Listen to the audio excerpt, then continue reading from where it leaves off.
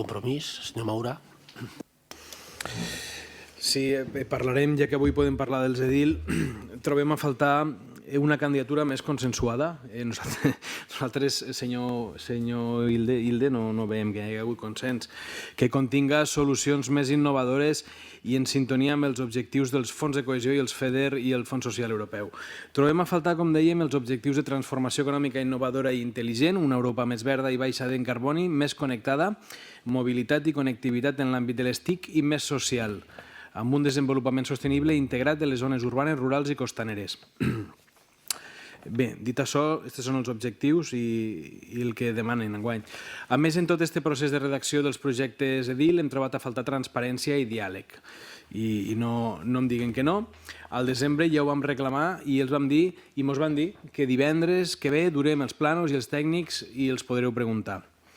En no vindre vaig queixar-me i ens van convidar, em van dir, bueno, ja aneu a l'acte públic d'informació, en tot ja presentat, en el resto dels ciutadans i en els panels impresos i tot. Allà estàvem tots els companys de l'oposició omplint cadires per enterar-nos d'alguna cosa.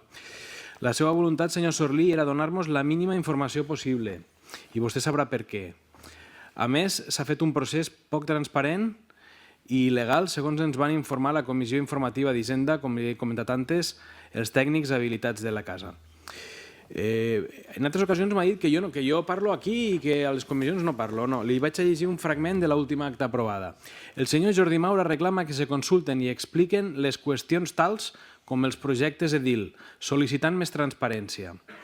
El president li contesta, que és vostè, que tracta d'informar de tot, que si alguna cosa no ha informat en antelació és per la pressa d'eixa qüestió.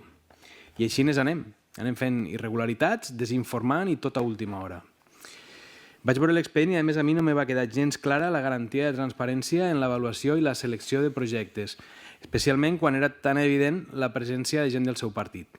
En aquest tipus de situacions s'inclouen garanties perquè hi hagi gent, representants d'altres partits polítics en aquests processos, com se sol fer aquesta cosa.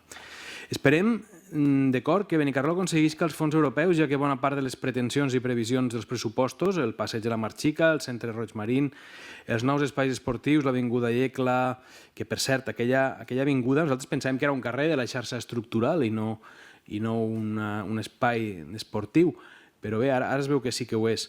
O la reforma del mercat passen, com diem, per obtindre la subvenció dels fons FEDER europeus. Si no és així, el castell de cartes caurà. Com saben, Compromís i la resta de l'oposició no hem estat escoltats en aquest procés. No se'ns ha anat informant dels avanços en els projectes incorporats, més bé podríem dir que se'ns ha ocultat deliberadament la informació, quan demanàvem veure en comissió informativa els plànols i propostes.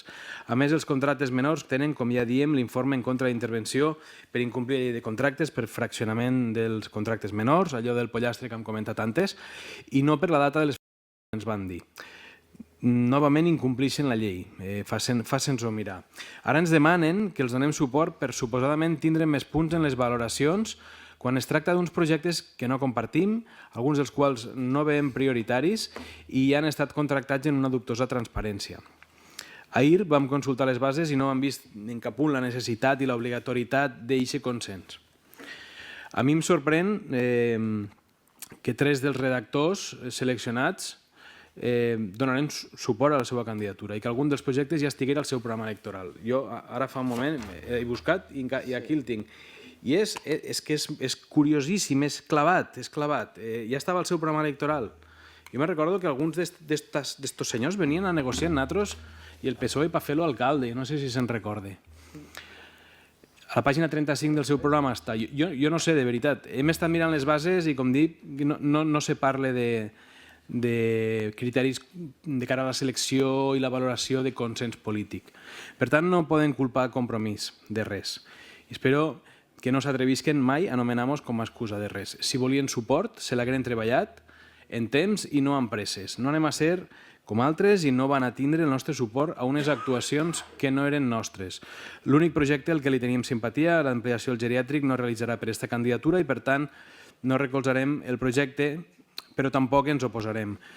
No ens representa. Ens agrada molt més algunes de les coses que s'han fet en municipis veïns. Ens hauria agradat, com hem dit, que se tirara endavant l'actuació de cultura del Teatre Auditori en esta zona deprimida, com diem, com és, pel que es veu, aquest àmbit del Febrer Soriano. Aquest Teatre Auditori, ja que tenim l'oportunitat del segle de tindre finançament per executar-lo, i vostès no han volgut, perquè potser tindrem un auditori d'aquí, no sé, 20 anys més. El passat divendres, 21, va ser el primer dia que vam tindre un esborrany del PAI Benicarló 25-29. Com a tot este ajuntament, últimament és susto muerte. Jo no sé si en aquest tipus de programes estem pagant algun tipus de peatge a Benicarló. En fi, no van a tindre el nostre vot a favor, tampoc el tindran en contra i ens abstindrem en aquest punt. Gràcies.